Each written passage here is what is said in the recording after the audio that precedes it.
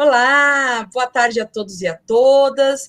Olha aqui a gente mais uma vez nessa tarde com vocês, trocando um pouco de conhecimento, auxiliando na tentativa de sanar as dúvidas, sempre no intuito de divulgar para o maior número de pessoas possíveis um pouquinho do que a gente sabe, trocando com um pouquinho do que vocês sabem, para aumentar as nossas perspectivas e concepções de infância e docência nas infâncias, não é isso, Paulinha?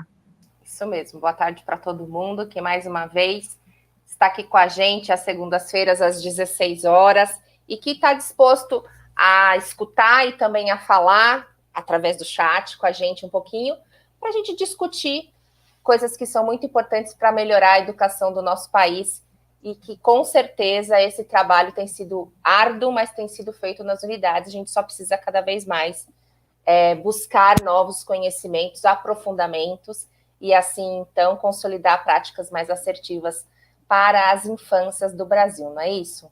É isso mesmo. Antes de começar nossas conversas mais teóricas no dia de hoje, vamos dar apenas alguns recadinhos com relação ao canal. Bom, como vocês sabem, nesta quinta-feira nós iniciamos uma nova série que foi ao ar, né, a Maria Montessori, que se chama Quem, Quando e o Quê.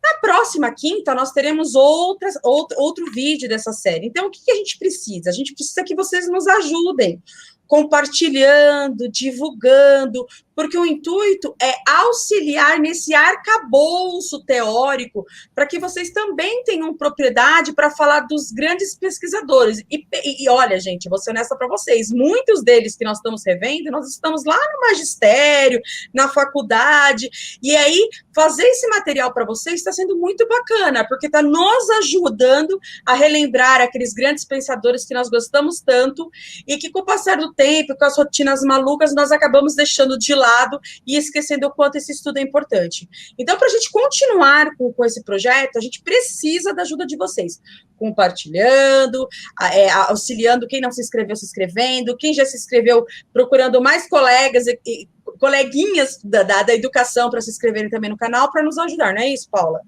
É isso mesmo. Então, a gente já pode começar hoje já com uma prática importante. Começou a live, vocês já podem dar o joinha, dar o gostei, porque vocês estão aqui, ou seja, vocês estão aqui porque vocês gostam, porque a gente gosta muito de vocês estarem aqui nos escutando também, trocando com a gente.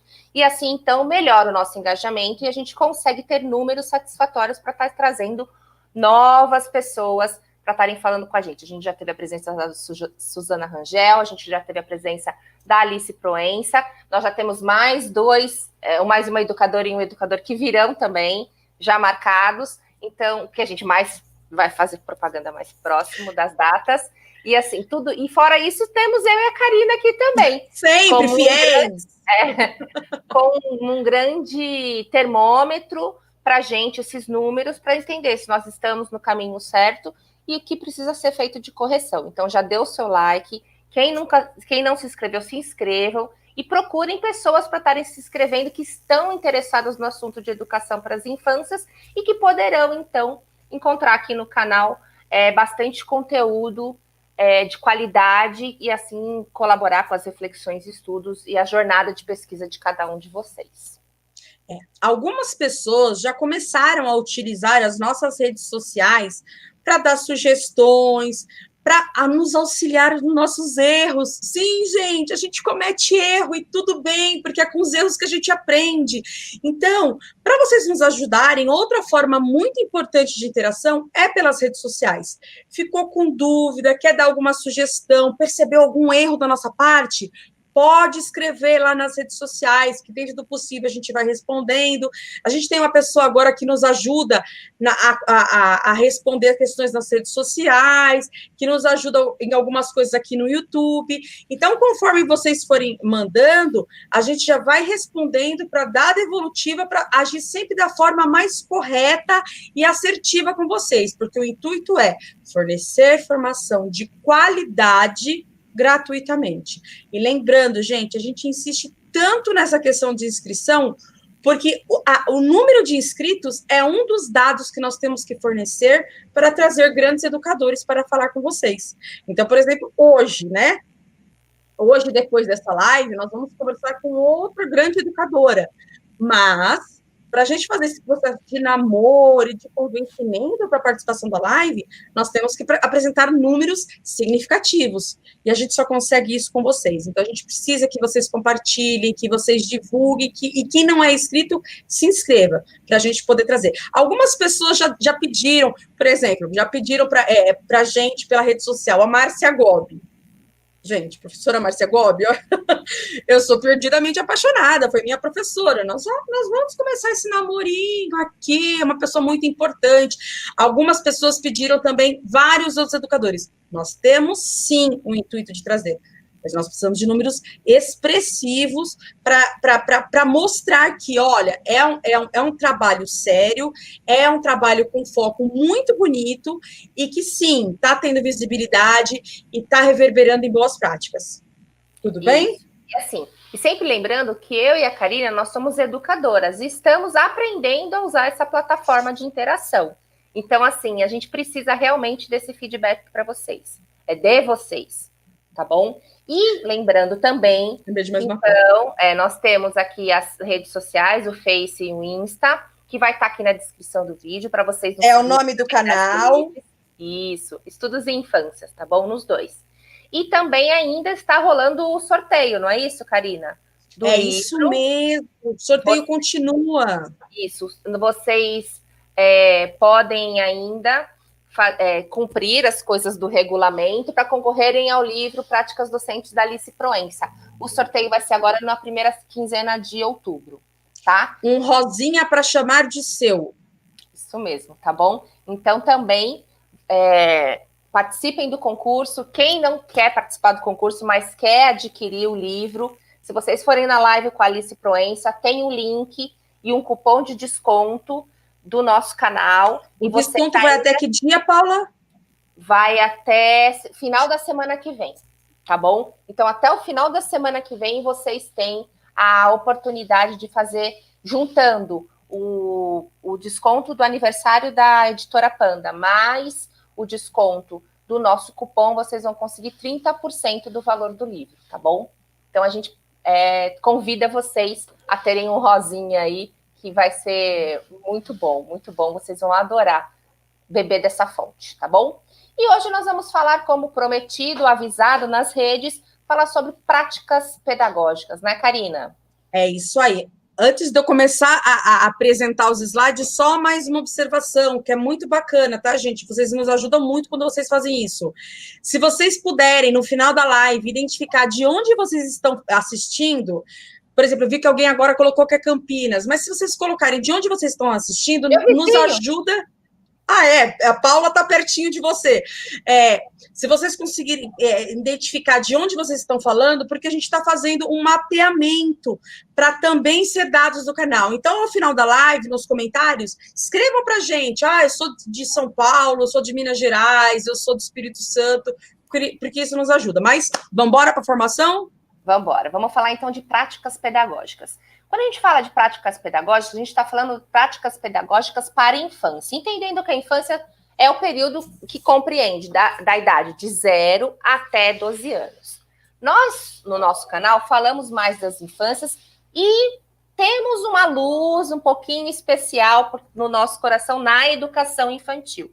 Mas no tema da prática pedagógica, a gente vai falar algumas práticas que servem também para ensino fundamental, pensando até os 12 anos, tá? Mas a gente continua sempre dando mais exemplos, porque o nosso coração tá na educação infantil. Mas quando falamos de práticas pedagógicas, e quem fez magistério, quem fez pedagogia, tem essa habilitação para até as crianças do 5º ano, então a gente resolveu estender um pouquinho o assunto, só um pouquinho, dar uma esticadinha nesse elástico, uma tensionada, e pensar em algumas práticas pedagógicas até as crianças de 12 anos, e que a gente precisa pensar, principalmente quando eles saem da educação infantil e vão para o ensino fundamental, práticas muito importantes que acontecem na educação infantil, deixam de existir no ensino fundamental. A gente precisa começar a pensar nessa transição, diria até nessa transposição de práticas pedagógicas lúdicas, assertivas, que acontecem na educação infantil, elas precisam transpor para o ensino fundamental. Por isso que é bacana a gente conversar hoje sobre práticas infantis, práticas pedagógicas para as infâncias, né, Karina? É isso aí, vamos começar? Isso. Então, acho que nada melhor do que começar com uma frase do grande mestre Paulo Freire, não é mesmo? Não existe imparcialidade. Todos são orientados por uma base ideológica. A questão é, sua base é inclusiva ou é excludente? Eu acho que cabe essa reflexão em todas as nossas ações, em nossas visões perante as crianças, perante os bebês, no nosso momento de reflexão, no nosso momento de registro. Todas essas questões, todos esses posicionamentos estão contidos nesses momentos. Então, a gente abre essa apresentação de hoje com essa frase, convidando todos vocês a essa reflexão. Os nossos posicionamentos, as nossas ações, as nossas práticas, elas são inclusivas ou são excludentes? E aqui eu acho que cabe uma ressalva, né? A gente imagina, quando a gente fala da palavra inclusiva, a gente associa automaticamente a pessoas com deficiência, crianças com deficiência. Mas esse inclusivo, gente, é muito maior do que isso.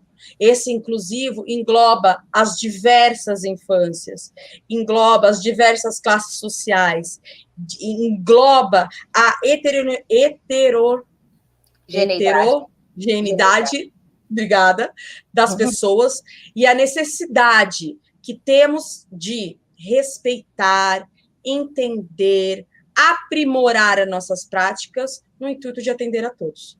Então, práticas pedagógicas são as estratégias usadas no processo de ensino-aprendizagem. Então, o que a gente chama de prática pedagógica? Prática pedagógica é tudo aquilo que é feito para auxiliar no aprendizado. Toda prática pedagógica, ela parte de uma concepção pedagógica e filosófica da educação. E dentro dessas concepções, nós temos muitas questões que precisam ser muito bem definidas e entendidas. Não, vocês sabem, né? A gente estudou isso no magistério, alguns na pedagogia. Quando a gente fala sobre essas concepções, daquela concepção, daquela teoria do balde vazio, né? Onde toda criança, todo bebê é um balde vazio, onde nós, educadores, vamos completar com conhecimento. É essa concepção que rege o nosso fazer, é essa concepção que rege o nosso trabalho? Aqui fica essa dúvida, essa reflexão, para que a gente entenda que aquilo que está sendo proposto é muito importante que seja uma coisa muito bem compreendida, analisada, que entenda a potência que cada uma dessas propostas vai reverberar na vida dessas crianças. Então, eu acho que a gente começa essa apresentação hoje com essa frase de Paulo Freire e pedindo uma conscientização de todos do quão é necessária essa reflexão para agirmos de forma assertiva, né, Paula? É isso mesmo. Porque toda prática educativa é uma prática baseada a partir de determinada concepção. Portanto, essa concepção é importante que nós tenhamos clareza do que nos move. Quais são as concepções que nos movem? E entendendo que nós somos de um tempo onde nós fomos educados dentro de uma concepção e estamos sendo convidados a educar sob outra concepção. Então, cabe a nós realizar uma verdadeira metamorfose, uma verdadeira reinvenção de práticas, uma vez que nós estamos conseguindo transformar as nossas concepções a partir das ciências e dos estudos da atualidade. Assim como a Suzana Rangel faz um convite para entender que a arte que se fala hoje nas escolas não pode ser a arte que se falava nas escolas há 100 anos atrás, porque hoje a arte não é mais a arte simplesmente a clássica, hoje nós temos a arte contemporânea, e é essa arte que precisam aparecer nas escolas da infância. Nós também vamos fazer um convite para vocês, para que vocês pensem, né? E pensem e se desafiem a fazer uma educação da infância diferente da educação da infância que nós recebemos. Temos que, sim, que ser agradecidos pela educação que recebemos, mas nós temos também o compromisso ético de estarmos educando as crianças para o tempo delas, não para o nosso. Perfeito. Eu já vou pedir desculpa para vocês, gente, que assim, quando a gente faz uma live, a gente tem vários equipamentos ligados ao mesmo tempo, e eu estava até com dificuldade de concentração por causa de um equipamento. Então, eu cortei um pouco sua fala, Paula, me perdoa, mas eu já resolvi aqui o problema. Vamos lá. Sem problema. Então, se as práticas pedagógicas são as estratégias didáticas que nós escolhemos para realizar com a nossa turma, né?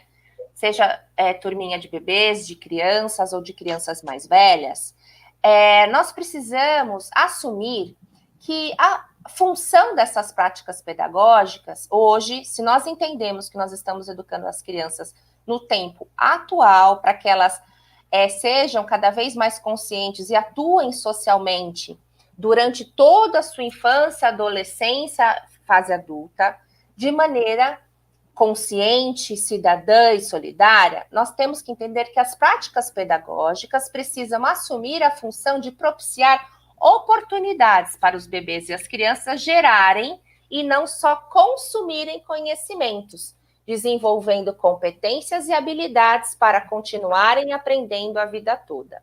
Então, olha só, nós éramos considerados, como a Karina falou, baldes vazios, ou folhas em branco, eram várias ideias. Educação bancária, tem várias terminologias para isso, né? Eram várias ideias de que nós estávamos vazios e que precisávamos ser preenchidos com o que os adultos consideravam importante. Hoje a concepção não é essa. Hoje nós temos a concepção da inteireza, da completude, né? Então as crianças, elas nascem inteiras e cheias de potência. E as crianças aprendem desde o momento que elas nascem. E nós aprenderemos a vida toda. É uma outra concepção. É uma concepção de que o tempo todo nós estamos aprendendo. Não é isso? E por isso nós precisamos desenvolver competências. Voltando de novo lá no meu magistério. Nós não tínhamos aqueles os 4 pilares da educação para o século XXI? Esse documento, chamado Os 4 Pilares da Educação do Século XXI, diz exatamente isso, que nós precisamos parar de acreditar que nossas práticas pedagógicas são para que as crianças consumam conhecimento. Nós temos que oportunizar o desenvolvimento de habilidades e de competências para que elas possam, sim, consumir um pouco uma parte do conhecimento construído pela humanidade, mas que elas possam se entender enquanto produtoras de conhecimentos também. Eu gosto muito de pensar, Paula, de fazer até um recorte aqui nessa sua fala, daquele posicionamento que o Lucchesi faz com relação ao aprendizado reflexivo, né? Quando a gente considera a potencialidade dos bebês e das crianças, entendam-se crianças até 12 anos, como a Paula colocou muito bem no começo aqui da live, quando a gente entende essa possibilidade, a gente proporciona que a criança construa seu aprendizado de forma reflexiva. Quando esse aprendizado de forma reflexiva ele é constituído, ele é muito melhor apropriado, ele faz sentido, ele tem uma inteireza, exatamente pelo fato de termos permitido essa reflexão, de não ter sido feita uma coisa coercitiva, mandatária, imposta, porque quando você convida a reflexão, você dá a possibilidade da criança, do bebê, criar hipóteses sobre aquele aprendizado, e a partir dessas hipóteses gerar um interesse. Lucchesi fala que o aprendizado reflexivo é o aprendizado que é mais concreto, quanto o aprendizado não reflexivo é um aprendizado que é construído em meio a, e aí ele usa um termo que eu vou generalizar aqui, em meio a nuvens, um aprendizado nublado. Então, o convite que é feito nesse momento é para esse tipo de reflexão, né, que nos cabe também enquanto educadores. Que tipo de aprendizado, que tipo de práticas nós queremos ofertar aos nossos bebês e às nossas crianças nessas constituições de aprendizado. E se a gente parte do princípio que as crianças elas aprendem o tempo todo e que nós aprendemos, a aprendizagem ela não acontece somente na infância, a gente também precisa entender que a escola é somente um dos ambientes onde aprendizagens acontecem. Porém, é o ambiente de conhecimento, produção, aquisição, desenvolvimento, aprofundamento de conhecimentos por excelência, porque é um espaço privilegiado de aprendizagem, não é? E não tem como a gente pensar em aprender sem o ato de ensinar, né? Então, assim, são duas faces da mesma moeda, esse, né, o ditado. Isso mesmo. Então, a prática educativa, ela pode permitir, né, e a intenção é que ela o faça, que o aluno dê saltos de aprendizagem, de desenvolvimento, né? Que essa ação, essa prática educativa ajude e consiga fazer com que o aluno faça isso coletivamente e também individualmente. Então, o princípio de toda a prática educativa deve ser garantir a aprendizagem para todos, né? Visto que todos são capazes de aprender. E que a escola, nós temos que construí-la enquanto ambiente de aprendizagem. Perfeito. E aí, enquanto essa concepção, né, Paula, que dentro da escola e na vida nós estamos numa constância de aprendizado e que não é só a criança, o bebê, os educandos que aprendem, mas também os educadores estão nessa eterna jornada de aprendizado, a gente podia ressaltar mais uma vez uma frase de Paulo Freire, né? Que é assim: quem ensina, aprende a ensinar. E quem aprende, ensina ao aprender, que é essa constante via de mão dupla, né, entre o aprendizado e o ensino e o aprendizado. Essa constância horizontal que faz com que o bom educador entenda nesse processo reflexivo em que momento ele está ensinando e que momento ele está aprendendo, e que a criança, nesse processo, tenha também condições de compreender o quão é significativo e importante essa troca, porque aí sim o educador consegue assumir o papel de mediador, né, dos conhecimentos históricos acumulados pela humanidade. Exatamente. Vamos lá? Então, as práticas pedagógicas que visam a autonomia do sujeito devem ser éticas, comprometidas, coerentes e, ao mesmo tempo, consciente e competente. Então, o que acontece, né? O próprio Lucchesi, ele diz assim, que quando a gente fala de prática educativa, só existem duas opções. Ou você pensa e reflete sobre a sua prática, ou você realiza, ou você tem uma ação educativa, uma prática educativa inconsciente. Então, ou você tem ações conscientes em relação à sua prática educativa, ou você não consegue ter essa consciência e, portanto, você perde em criticidade, em capacidade de evoluir nas suas práticas. Então, para você executar uma prática educativa a partir de concepções mais claras, você precisa desenvolver o seu nível de consciência, a sua autoavaliação, a criticidade em relação às suas próprias práticas. E aí vem a pergunta que a gente convida vocês a refletir após essa live. Qual é o nível de consciência que nós, educadores, que você que está nos assistindo, que eu, Paula e a Karina temos, das nossas próprias práticas pedagógicas? Eu consigo dizer em quais concepções as minhas práticas pedagógicas estão baseadas? Em qual filosofia eu consigo estar de braços dados ao fazer as minhas escolhas? É muito importante que a gente tome consciência, como o Lucchesi que nos convida, e nós aqui convidamos, tomamos consciência das nossas práticas para que a gente consiga desenvolver a nossa criticidade. E só assim entender o que nos falta e correr atrás. Porque, como eu digo, nada nos será dado. Então, eu preciso ter noção do que me falta e correr atrás. E uma prática que é muito assertiva, né, Paula, para auxiliar nessa constituição da consciência da prática pedagógica, e aí, enquanto você falava, eu me lembrei muito disso, é uma prática que é proposta por Freinet, né? Frenet, ele faz um trabalho muito bacana com as crianças, que é muito conhecido, muito difundido, mas uma coisa que eu acho muito interessante para nós, educadores, que Frenet propunha na sua época de exercício, era uma troca entre os educadores, né? Porque ele acreditava que essa troca nos auxiliava a ter essa consciência de prática assertiva.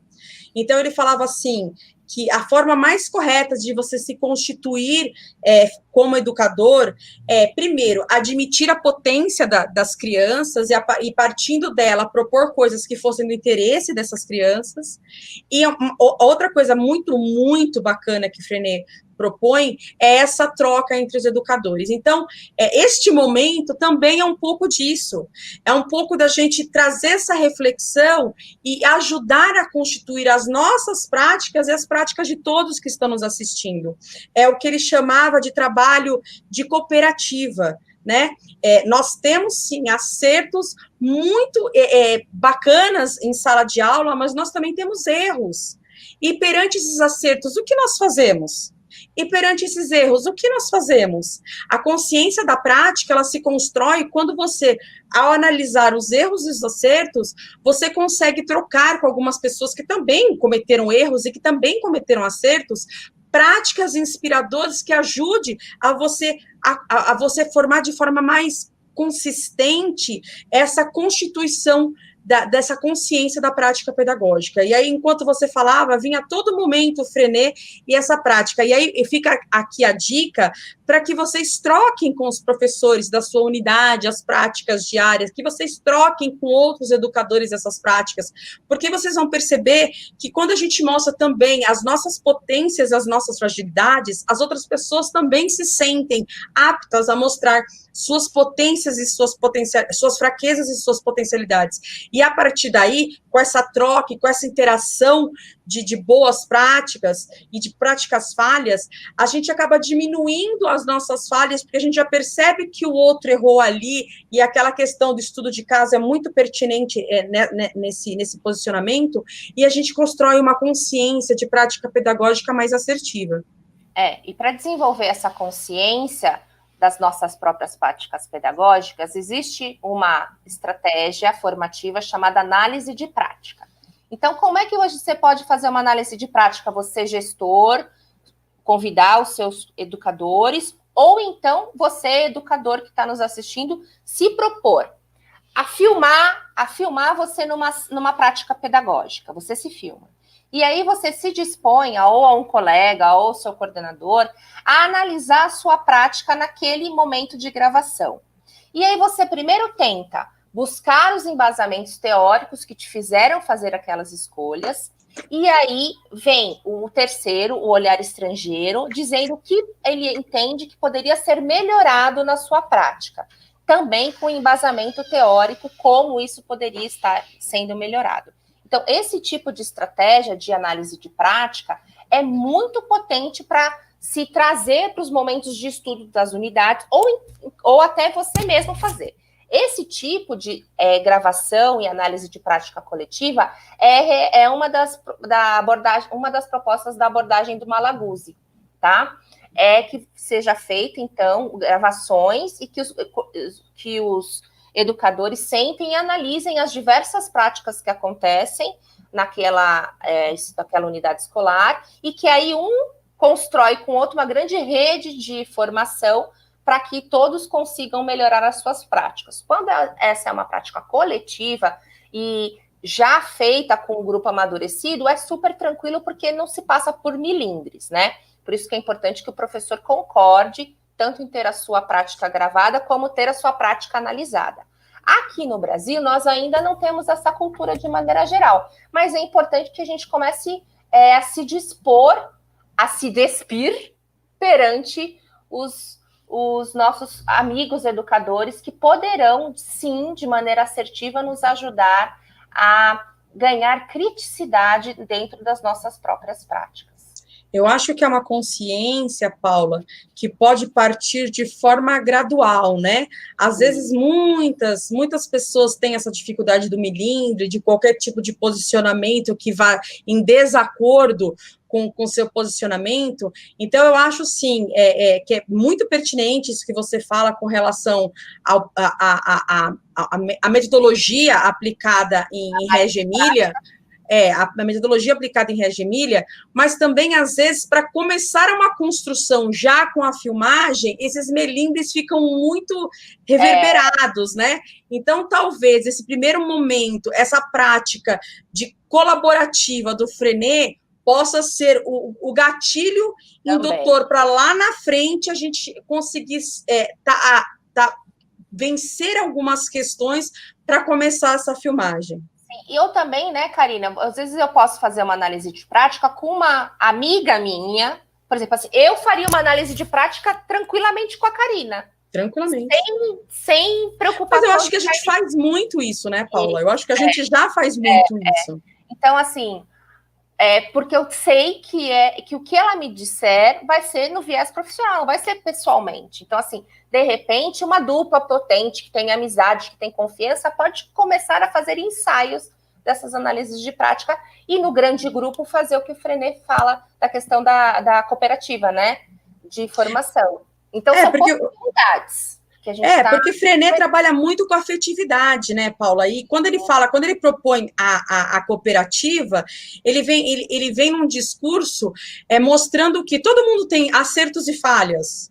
Sim. E quando você percebe esse lado humano em todo mundo, essa falta de perfeição, que inclusive foi uma postagem que a gente fez essa semana, que a gente nem acredita nessa perfeição, quando você percebe essa falha que é de todo ser humano, você não se melindra ao perceber uma falha. E aí facilita esse intermédio na construção dessa conscientização das práticas pedagógicas. Isso mesmo.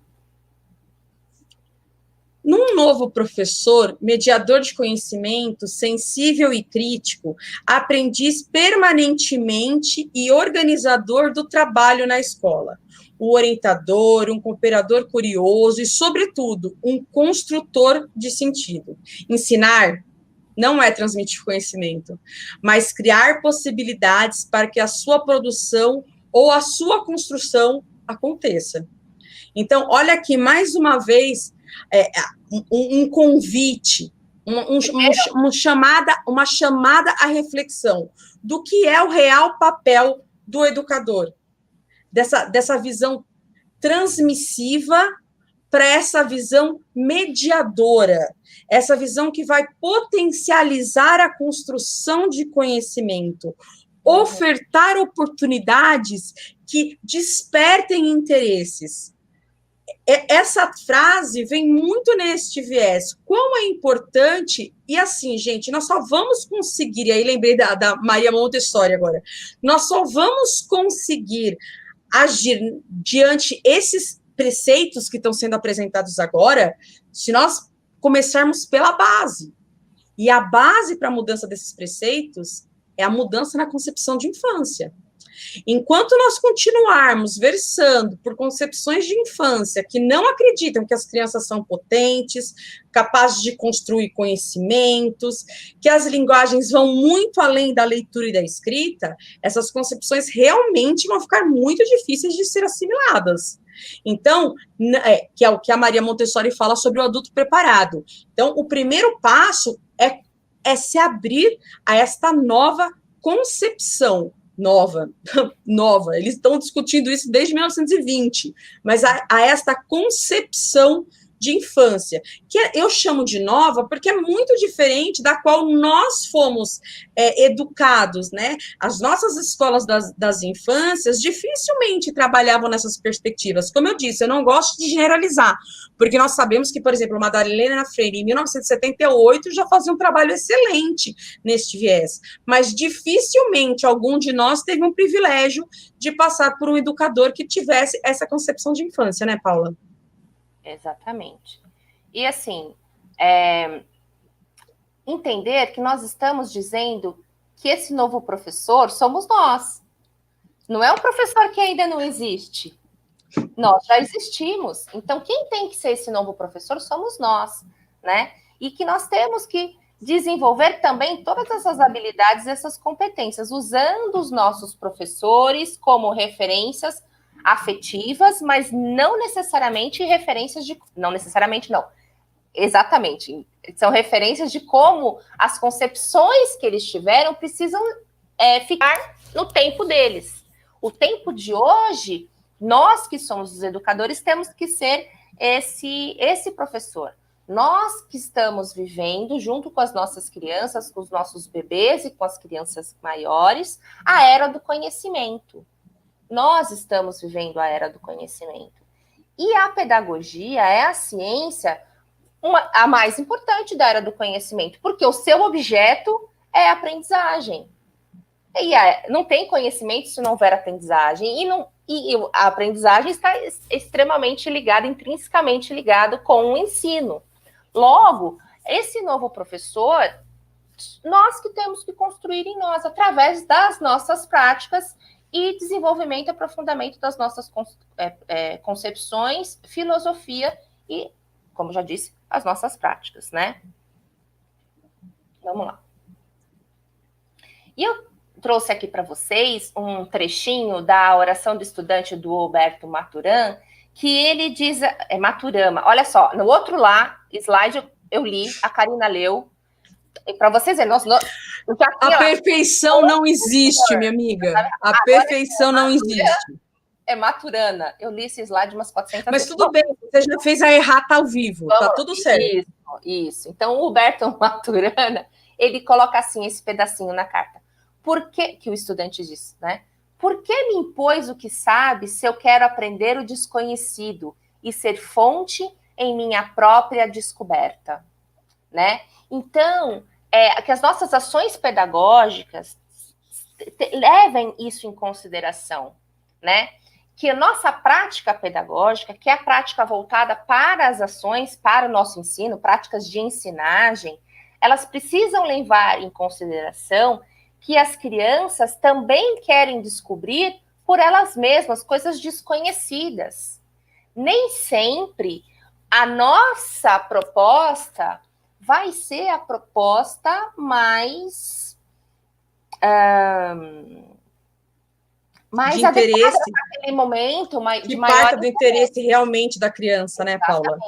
Que foi o exemplo que nós demos na didática das maravilhas. Isso, exatamente, né? E agora eu não sei o que está escrito por conta da tarja. Ai, meu Deus, deixa eu tirar a tarja para não te atrapalhar. Não, agora só, a educação produz as suas práticas em virtude do projeto de sociedade a que está vinculado. E aí a gente deixa um alerta. Nós estamos num momento onde a nossa sociedade está achando legal ter escolas militares. Isso para que a gente pense. Retrocesso, isso é um retrocesso. Tem alguma coisa contra as escolas em si, militares? Eu não posso dizer, porque com certeza existe gente potente nessas escolas, porque tem educador potente. Mas filosoficamente falando, a escola militar, ela é uma escola pautada em filosofias de obediência, né? Autoritárias, né? Isso, e com concepções, filosofias de obediência e com concepções de autoritarismo. Então, fica aqui a nossa reflexão, né? Que tipo de educação se produz numa escola assim? Ou numa escola onde, só um pouquinho, ligada a preceitos religiosos muito arraigados. Então, assim, volto a dizer, eu posso falar que essas concepções estão erradas? Não, elas não estão erradas, mas elas não conversam com a era do conhecimento. E nós vivemos na era do conhecimento. Então, cabe a gente algumas reflexões e tentar entender qual que é o nosso papel de educador em tudo isso. Entendendo que a sociedade de hoje, a educação de hoje tem sofrido um grande... muita crítica da parte política da sociedade, talvez porque nós estamos já numa prática onde as pessoas estão desenvolvendo um pouco mais de consciência e que isso causa um certo desconforto. E mais ainda, existe todo o Darcy Ribeiro falava que a baixa qualidade da educação é um projeto de poder, né? É um projeto político de poder. Então, tem muito a ver com essa educação que a gente está falando. A educação que a gente está propondo produzir é para uma sociedade onde as pessoas sejam críticas. Uma sociedade de pessoas críticas não combina com a obediência, a obediência das leis, sim, mas não aquela obediência calada, silenciosa, fruto de um autoritarismo, né? E sim que tenha consciência de leis, práticas boas de solidariedade, práticas sociais, onde todos têm direito, onde todos possam se desenvolver. Karina? Então, enquanto você falava sobre autoritarismo, eu lembrei uma das 30 variantes, né, que são aquelas frases do Frenet sobre princípios que ele defendia para a educação. E uma delas, eu não vou lembrar com detalhes a frase, mas ela diz mais ou menos assim, que uma educação autoritária jamais vai conseguir constituir cidadãos democráticos. Exatamente. Então, através do autoritarismo, nós nunca vamos conseguir constituir a democracia. Então, eu acho que essa frase fecha tudo isso que você falou. Se nós queremos uma sociedade democrática, a nossa prática pedagógica precisa ser uma prática democrática. Vocês entendem que não tem outra saída? Né, Karina? É isso mesmo. Então, vamos lá. Quais práticas pedagógicas garantem o desenvolvimento de pessoas capazes de aprender, cidadãs, solidárias, produtoras de conhecimento? Quais tipos de práticas garantem isso? Aqui cabe uma reflexão. O que vem à cabeça de vocês quando vocês pensam nisso? Será que a primeira coisa que nós podemos propor para nossas práticas pedagógicas é uma compreensão, em primeiro lugar, do aprendizado? Aprendizado esse que acontece de várias formas, de várias maneiras, em diferentes tempos. Será que aqui também cabe uma reflexão sobre esse aprendizado que vai ajudar na constituição das pessoas como cidadãs? E aqui entra mais uma vez aquela questão que nós estávamos falando sobre o autoritarismo. Uma educação que quer pessoas que versem e que defendam a democracia vão se constituir frente a uma educação proposta de forma autoritária? Pessoas solidárias, uma educação que valorize a competição, a disputa, ao invés da colaboração, da cooperativa, vai promover pessoas solidárias? E uma educação, uma prática pedagógica que entenda e que promova a aquisição de conhecimento é aquela prática que parte do interesse da criança ou é aquela prática que parte de algo adultocêntrica, que o adulto acredita que aquilo é importante, por isso propõe aquilo, por isso expõe aquilo, por isso apresenta aquilo? Então, aqui cabe essa reflexão. Qual tipo de prática, qual tipo de viés, e aí filosófico também, perante a educação, nós defendemos, nós acreditamos? E aí o mais importante, quais nós discursamos e quais nós praticamos? Porque o que nós vemos também, muitas vezes, são pessoas que, no discurso, tem muita potência, tem muita sabedoria, muito estudo, mas na prática ainda sente muita dificuldade, ainda sente dificuldade de entender qual é o interesse das suas crianças, ainda sente dificuldade de não exercer aquela pressão autoritária e coercitiva para ganhar um grupo. Aqui fica essa reflexão para que até que ponto os nossos discursos conversam com as nossas práticas, né, Paula? Então, vamos supor, se eu quero uma criança que é capaz de aprender, cidadã, solitária, produtora de conhecimento, crítica, que brinca, ela não é uma criança silenciosa, ela é uma criança barulhenta, de maneira geral. Aí eu tenho uma prática pedagógica que todos os dias, ao final do meu período, eu vou sentar na minha mesa, vou olhar as agendas das crianças e vou colocar todo mundo sentado, brincando de silêncio. O que a minha prática pedagógica dessa brincadeira revela? Se eu vou escolher para os meus alunos que eles brinquem, eu acho que todos devem brincar ao mesmo tempo com o mesmo material, que é o ligue-ligue. Aí eu pego o ligue-ligue, viro o ligue-ligue na mesa, um pouquinho de um, todos sentados. Viro o ligue-ligue na outra mesa, viro o ligue-ligue na outra mesa e falo, agora pode brincar. Não é para levantar, não pego da cor do amigo. Que prática pedagógica é essa que eu estou desenvolvendo? Se eu não levo em consideração, por exemplo, a apresentação estética, entendendo a estética como princípio cognitivo de apropriação, desenvolvimento da sensibilidade das emoções. Então, assim, é aí que vem o desenvolvimento da criticidade da própria ação, né? Então, assim, que prática pedagógica minha é essa de achar que a criança tem que ficar sentada esperando 20 minutos o amigo, todos os amigos que estão na frente dele escolherem o livro que ele vai levar para casa? Isso é uma prática pedagógica. Então, a gente precisa ter bastante... Primeiro, seria tranquilidade para entender que tudo bem se a gente fez diferente de uma maneira que dá para melhorar até agora, que a gente quer ser esse professor que o Freire apronta, que todas as pedagogias ativas apontam, que muitas das coisas a gente faz, mas que a gente ainda comete erros. Aí eu preciso ter bastante ética para entender e ser bastante franca comigo mesma quais são as práticas que eu preciso abolir na minha prática. Na minha prática. Então, eu vou contar uma coisa pessoal para vocês. Eu fui formadora, coordenadora, educadora, enfim.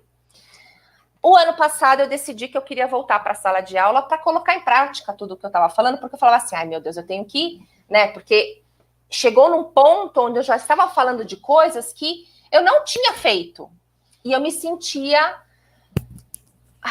vou falar um termo, eu tô sendo uma farsa, gente, porque eu tô falando para fazerem isso e eu nunca fiz quando eu estava em sala de aula, e eu decidi que eu ia voltar para a sala de aula para eu pôr em prática tudo que eu ficava falando nas minhas formações como coordenadora ou como formadora. E decidi que eu ia fazer isso o ano passado. Isso. E voltei, pedi para voltar para a sala de aula, e voltei para a sala de aula. E aí eu percebi realmente uma mudança na minha prática muito grande, porque eu nunca mais fiz, isso que eu falei do ligue-ligue foi uma coisa que eu fiz muitas vezes. E que eu nunca mais fiz. Porque eu tomei essa decisão, eu não vou fazer mais isso, porque é uma coisa simples, uma prática simples, mas eu parei de fazer isso. Então, outra prática que eu trouxe para mim, que sempre que as crianças chegavam na sala, elas já eram recebidas com algum tipo de convite, de provocação. Todas as mesas eram mesas diferentes, porque na escola que eu trabalhava ainda todas as salas tinham mesas o tempo todo. Eu fazia propostas diferentes nas mesas, então começava a aula às 7 horas, eu chegava todo dia 10 minutinhos antes, que eu já tinha pensado como seria, eu organizava o espaço, e elas chegavam porque eu não queria aquele tempo de espera, para esperar todo mundo chegar, para todo mundo fazer a mesma, né? Não, eu queria já que elas tivessem opção, ou elas nunca sentaram no lugar que eu achava, sempre elas chegavam, escolhiam qual a ação que elas iam fazer, e eu fui tentando, então, pôr realmente em prática o meu discurso, né?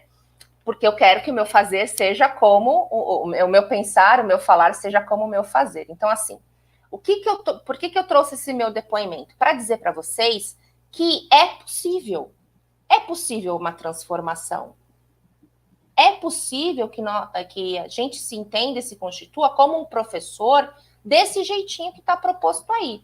Só que precisa de muito estudo, precisa de essa disposição de ter um olhar crítico para o seu próprio fazer, né? Precisa de parcerias, precisa de acompanhamento, mas é possível. E como qualquer aprendizado, né, Paula, é tentativa e erro.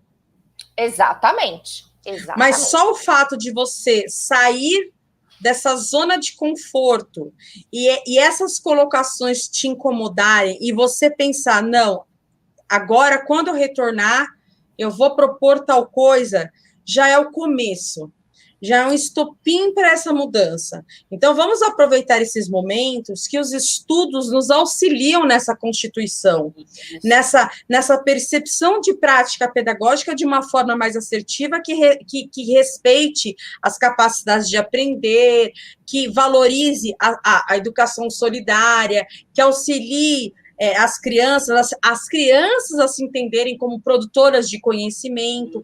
Tudo isso é possível, desde que nós abandonemos esse lugar de conforto que muitas vezes nós estamos e nos incomodemos com essas mudanças de prática e essas reflexões que são tão necessárias. Isso, então assim, e é isso, que a gente saiba que o que a gente está falando, vocês estão falando na teoria. Não, a gente está falando da teoria, mas de uma prática. A gente está falando de práticas, para que a gente saiba que nós estamos falando de coisas possíveis. Eu sou professora de escola pública, ou seja... então, as pessoas que estão aqui com você são as educadoras, né, Paula? Isso, nós estamos uma educadora que trabalha há 15 anos com 0 a 3 anos e uma educadora que trabalha quantos anos? 4 a 5, Paula? Eu estou na prefeitura há 21 anos, eu trabalho com infâncias há 21 anos. Infâncias, né? Há 21 anos. Então, assim, a gente está falando deste lugar, tá? E outra, eu não estou falando nada, porque eu estou dizendo assim, e ainda tenho muita coisa para melhorar. E eu sei que eu vou me aposentar, se tudo der certo, sabendo que muita coisa ainda poderia, mas assim, é um constante transformar, é um constante melhorar, tá? Então, que vocês entendam que a gente está falando de coisas práticas, possíveis, com os recursos que existem.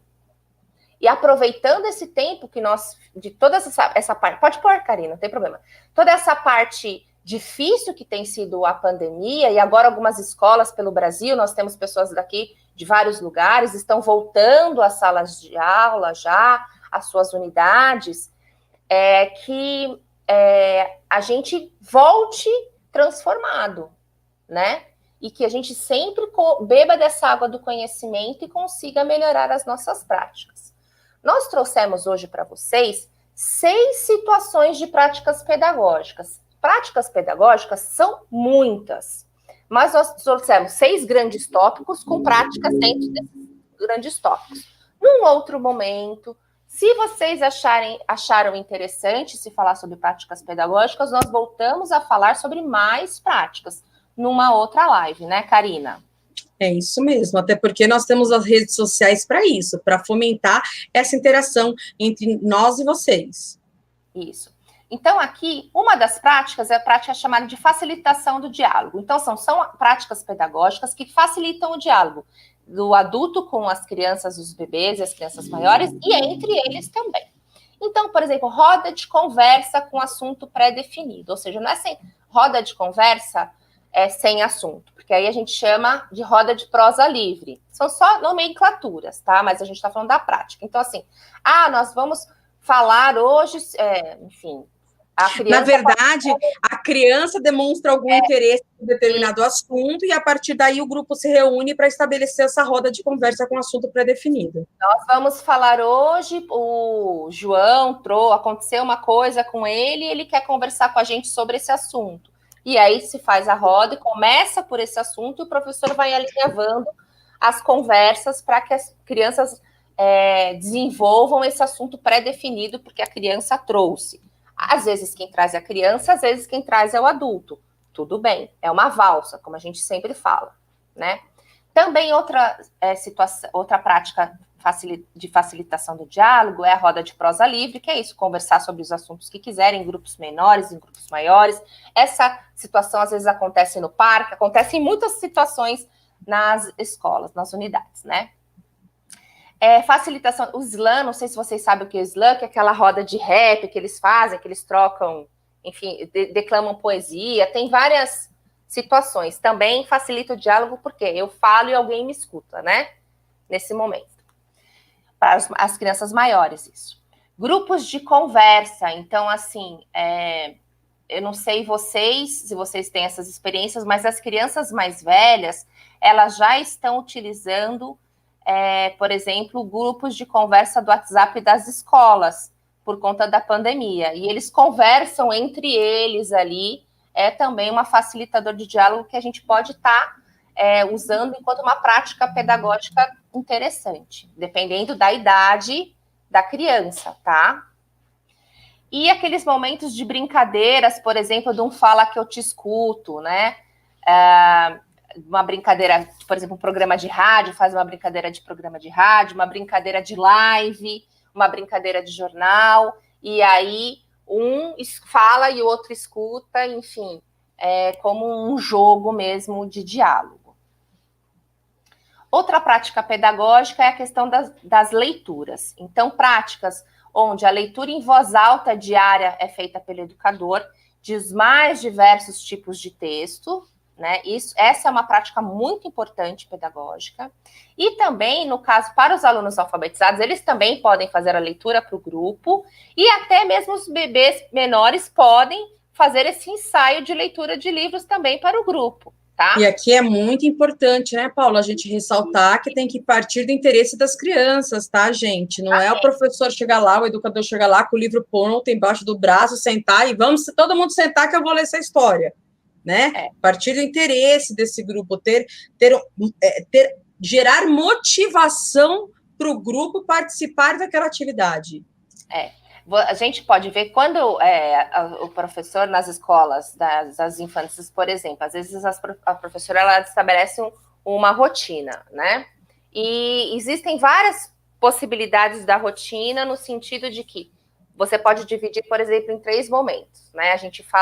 Eu falava isso muito nas escolas das EMEIs, que eu fui coordenadora. Então, um momento onde o professor define qual vai ser a prática. Num segundo momento, as crianças definem qual vai ser a prática. E o terceiro momento, a prática coletiva. E no terceiro momento, cada criança define o que vai fazer. Então, você entende? São 3 momentos daquele tempo. E se o professor decide no seu tempo fazer a leitura de uma história, ok. Se as crianças decidem no momento coletivo, ok. Se a criança decide que naquele momento individual dela, ela quer fazer a leitura para o colega, ok. Mas, enfim, propiciar momentos de leitura são práticas pedagógicas importantes, tá bom? Outra prática pedagógica voltada aos experimentos são as práticas que permitem a compreensão dos fenômenos, transformações e, consequentemente, o entendimento. Então, são as práticas onde a criança põe a mão na massa para descobrir fenômenos do mundo das ciências, por exemplo. Nas escolas da infância, por exemplo, a criança está brincando e você chama a atenção dessa criança para ela entender, por exemplo, dos objetos, pela questão do peso, da flutuação em relação à água. Afunda ou não afunda? Por exemplo, está uma brincadeira, pedra afunda, pena não afunda, flor afunda, não afunda. É um experimento do mundo físico, que as crianças podem estar brincando, e aí naquele momento você põe a luz e começa a fazer intervenções, onde a criança começa a tomar compreensão daquele fenômeno a partir daquela brincadeira. Os experimentos são os momentos que as crianças concretizam as suas hipóteses. Então, elas imaginam que as coisas se constituem de determinada forma, ou elas imaginam que se elas fizerem determinada ação, o resultado vai ser diferente, e é através dos experimentos que ela concretiza as hipóteses que ela vai construindo, né, Paula? Isso. Então, por exemplo, outros experimentos, quando as crianças elas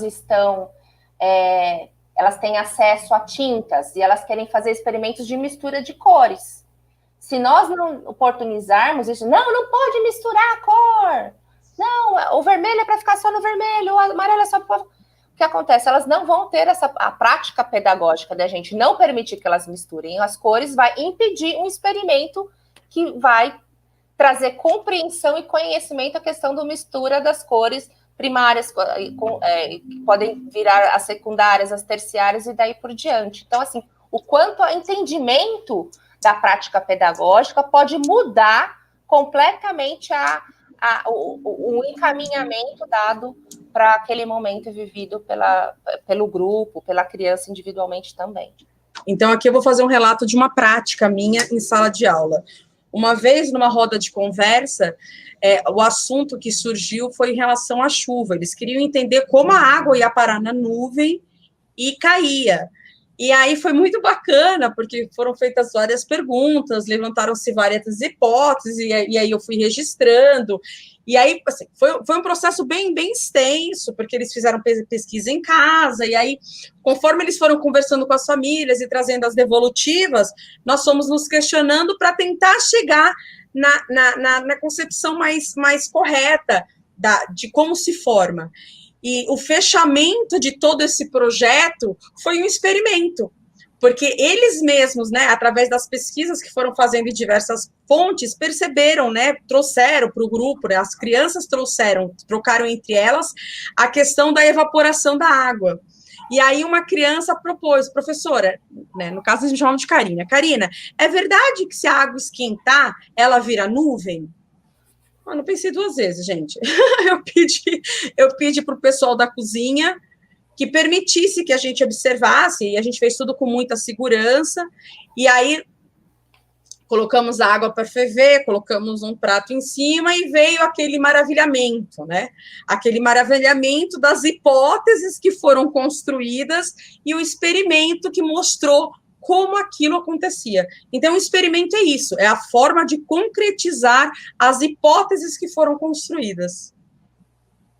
Exatamente, perfeito. Outra questão de práticas pedagógicas é uma prática pedagógica entendendo que o conhecimento fora da sala de aula é extremamente importante. Então, são as vivências de contato, que a gente chama, né? Então, aí, por exemplo, tem uma foto que as crianças estão fazendo fora, essas aprendizagens que acontecem fora da sala de aula são tão importantes quanto as que acontecem dentro, às vezes até mais, né? Porque sai da situação, principalmente nas escolas das infâncias, da sensação de escolarização do conhecimento, a gente precisa se descolar um pouco. Depois de um determinado tempo, né? Depois de um determinado tempo, determinada rotina e materiais que são sempre os mesmos, quais maravilhamentos são oportunizados por esses ambientes, né? Então, essas aulas passeios auxiliam muito nisso, né? Porque o novo traz um maravilhamento instantâneo, e a partir daí, criar hipótese e nascer projetos é praticamente mágico. Exatamente, exatamente. Então, por exemplo, assim, vocês conhecem com certeza o Territórios do Brincar, né? E a professora queria conversar com as crianças sobre as experiências do mangue. E aí ela faz essas vivências de contato, leva as crianças até o mangue. E são crianças pequenas, né, Paula? Entre 4 e 5 anos. E aí ela começa a observar que tem um aluninho que fica só na beiradinha mexendo nas pedrinhas. E esse aluno é super criativo e ela já conhece as crianças, os alunos não, as crianças, tá vendo? A criança é super criativa e aí ela vai ver, ele está construindo uma narrativa super, super interessante sobre pedrinhas e água. Não estava interessado na questão do mangue, que os outros estavam interessados. Enfim, é uma experiência de vivência de contato. Não importa se a gente planejou mangue para todo mundo e um aprendeu uma narrativa, construiu uma narrativa, o que é super importante, porque também é uma aquisição de conhecimento.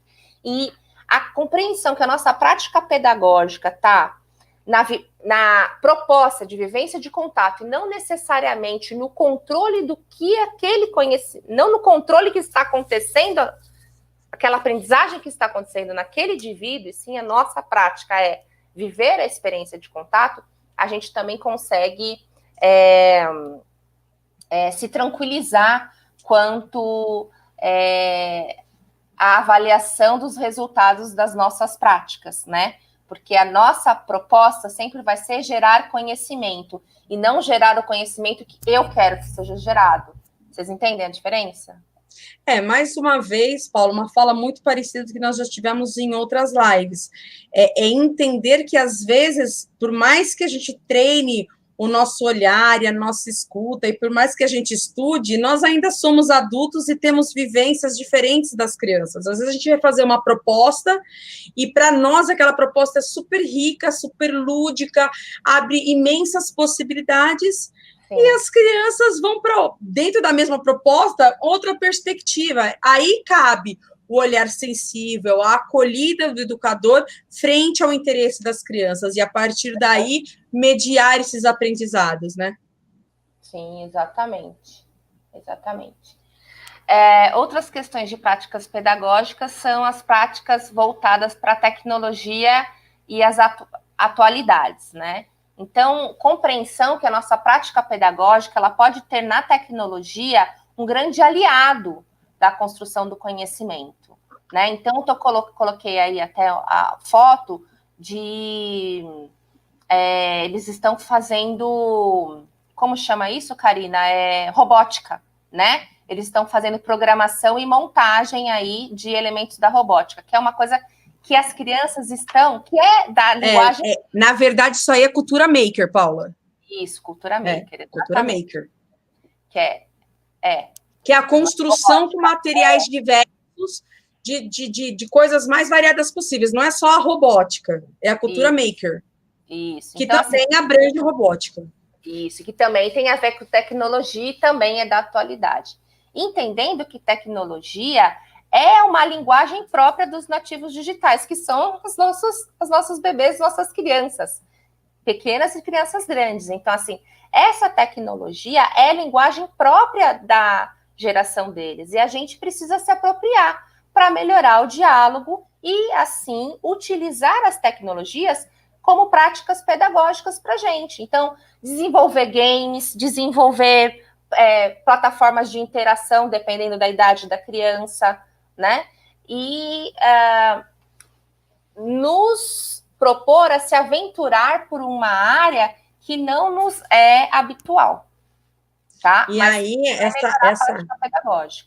essa cultura maker, né, Paula, com as crianças maiores, ela vem conversar de forma muito assertiva com os experimentos, porque é através da cultura maker que eles fazem a construção das hipóteses deles. Lógico que maiores as hipóteses são mais complexas. Muito possivelmente, na imagem aí que a gente está apresentando, as hipóteses deles estão relacionadas a um helicóptero, a uma hélice, alguma coisa. E aí a cultura maker é uma forma de efetivar as hipóteses através de experimentos. Exatamente, exatamente. E uma outra prática pedagógica que a gente precisa trazer para a nossa realidade são práticas voltadas para a autoavaliação, onde a criança começa a tomar consciência do caminho do conhecimento que ela está seguindo, podendo assim identificar as próprias dificuldades e necessidades, podendo contar com intervenções precisas para o seu crescimento. Que eu coloco aqui, né? Essa possibilidade da criança começar a fazer o que a gente está aprendendo a fazer agora, na fase adulta, né? Tomar consciência do seu caminho, da sua jornada de conhecimento, para que ela possa, então, buscando identificar as suas dificuldades e outras necessidades. Então, por exemplo, eu posso dizer de crianças que começam a tomar em algumas escolas, participar elas fazem já coloca se ela gostou daquele conhecimento que ela fez, aquela atividade que ela fez. Então, são primeiras através de expressões, enfim, que elas falam o que elas aprenderam no dia. Nas escolas de regime, eles têm momentos de assembleia, né? Algumas escolas no Brasil já estão fazendo, as escolas de infância, esses momentos de assembleia. Depois que o dia todo passa, eles voltam, se agrupam em pequenos grupos e conversam sobre os conhecimentos e aprendizagens que eles tomaram naquele dia, que eles conseguiram trazer para a consciência. Então, é um processo de autoavaliação que a gente precisa incluir.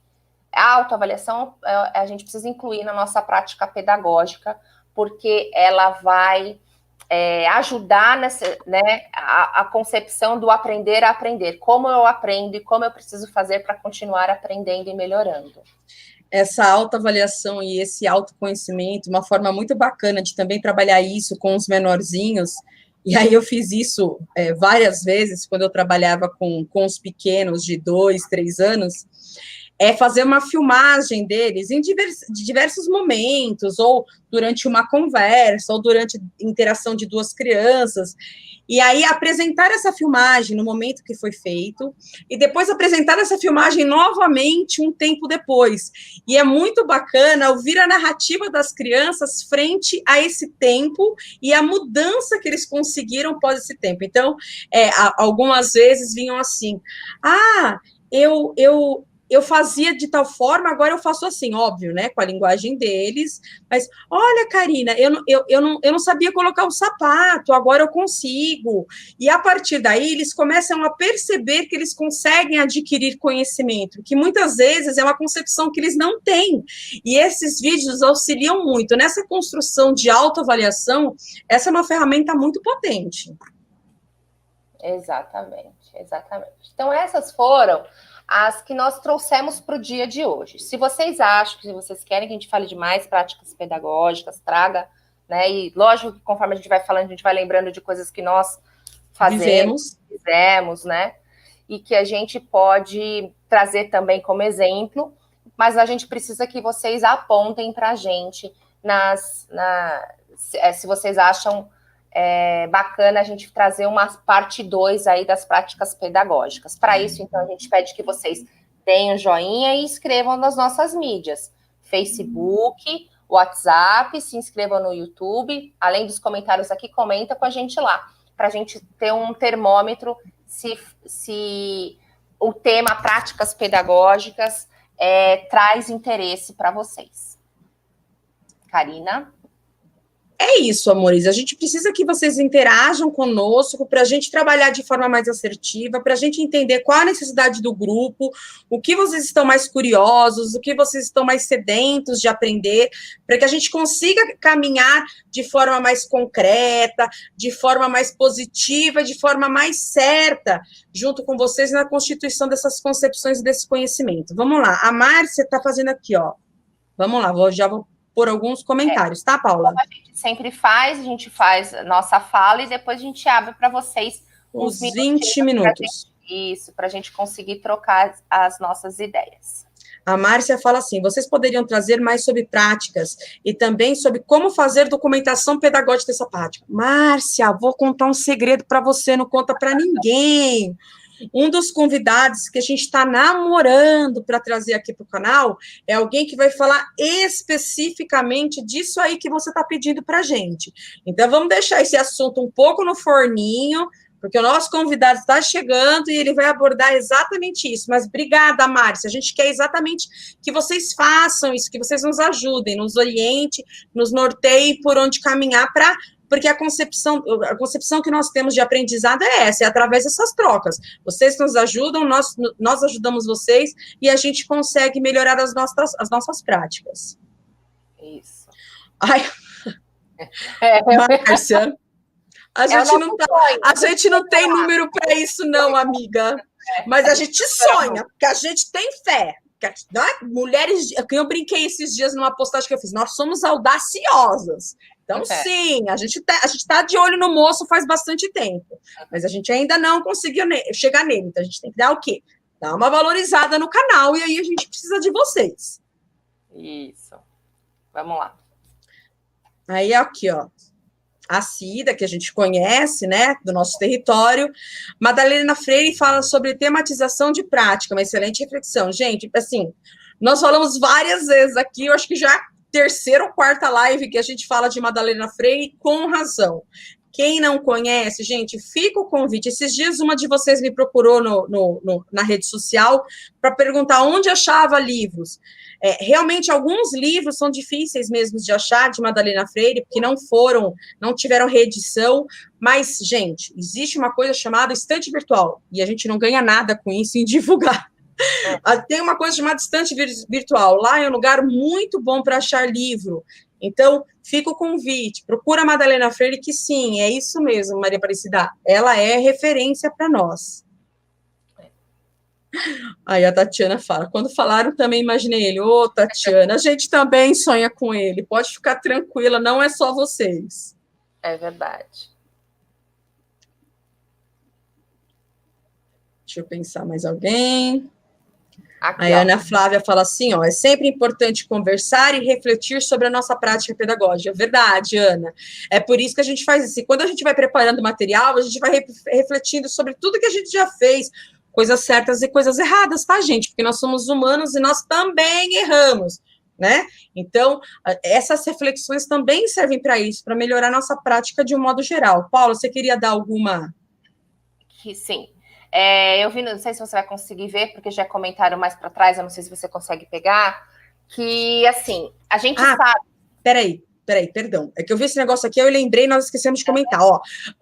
Amo os livros, deveriam disponibilizá-los em PDF. Olha, Lulinha, hoje, no vídeo de hoje, na descrição, nós deixamos um material maravilhoso do MEC de 2009, escrita pela professora Maria Carmen Barbosa. Então, de graça, PDF, basta clicar, tá lá.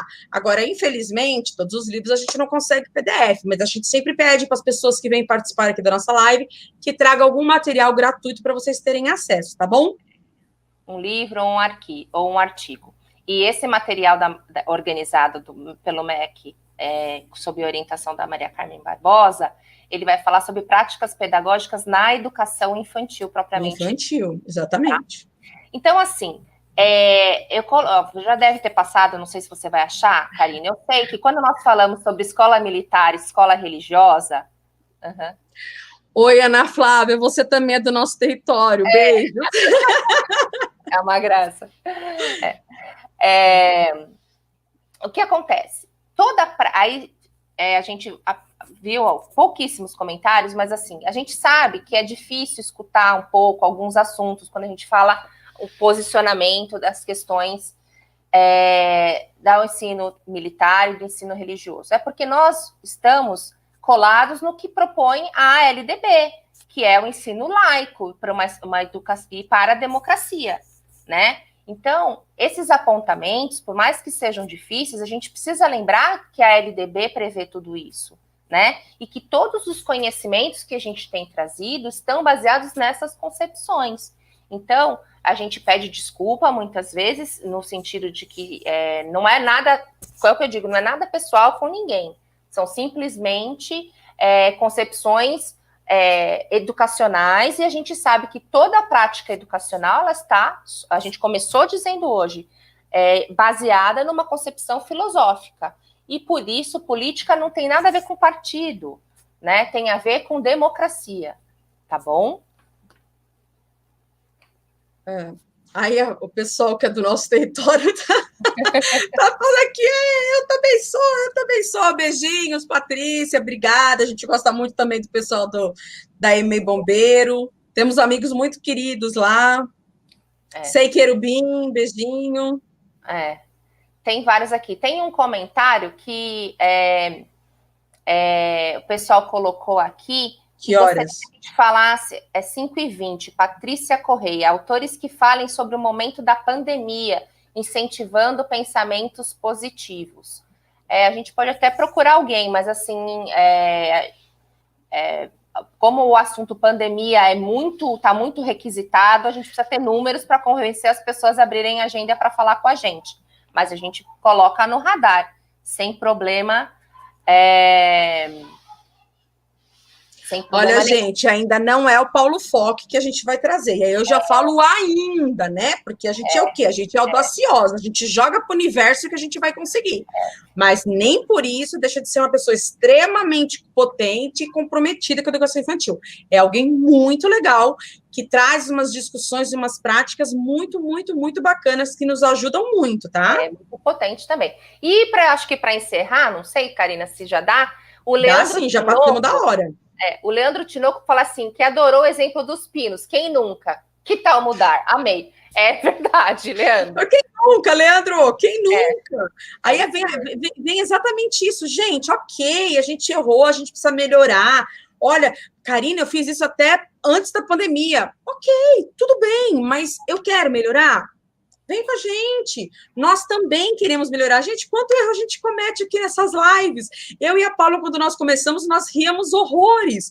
E tudo bem, porque a gente tem que desmistificar esse problema no erro. O problema não é errar, o problema é persistir nesse erro. Errou, aprendeu, levanta a cabeça e sacode a poeira e dá a volta por cima. Gente, a gente pode sempre melhorar, basta a gente querer. É isso aí, ó. Também aqui, então, a gente vai deixar aqui, ó, e-mail Porto Nacional, Martins Fontes, tudo do nosso. Ó lá, trazer a Silvana Lapieta no link. Território! Então, assim, eita, nós! Várias pessoas aqui, a gente agradece, mas assim, lembrando que a gente também agradece. Eu vi pessoal de Santa Catarina, eu vi de Alagoas, eu vi de Campinas, de um monte de lugar, que a gente também agradece pra caramba de estar aqui. E assim, vamos divulgar o canal. Quantos melhores forem os números, mais gente a gente vai conseguir trazer aqui, discutindo o que a gente está querendo, pondo luz nos que vocês estão pedindo para a gente, tá bom? Então, obrigado por vocês terem nos escutado. Deem um joinha, divulguem, compartilhem, nos acompanhem nas redes sociais. Quinta-feira tem vídeo de mais um educador importante. E segunda-feira que vem a gente está live aqui. Então, como educadoras... Quinta-feira Quinta-feira tem vídeo, gente. Não esqueça disso. O vídeo pocket. Não esqueçam. Então, assim, como educadoras, nós já temos o nosso planejamento. Segundas-feiras, às 4 horas, live. Quintas-feiras, às 5 horas, edição pocket dos educadores. E vou contar para vocês, a gente tem o nosso posicionamento, mas a gente respeita o interesse de vocês, porque a gente ia falar de um educador na quinta-feira, e seguindo um pedido de vocês, nós vamos falar de outro, mas eu não vou fazer spoiler para vocês irem lá e descobrirem quem é o educador, que nós somos apaixonadas por ele, quem é o educador que vem na quinta-feira, tá bom? Amores e amoras, obrigada. Mais uma vez, um prazer estar com vocês. Até a próxima. Tchau, tchau. Até. Não esqueçam, clique no sininho, se inscrevam, dê um joinha. Tchau.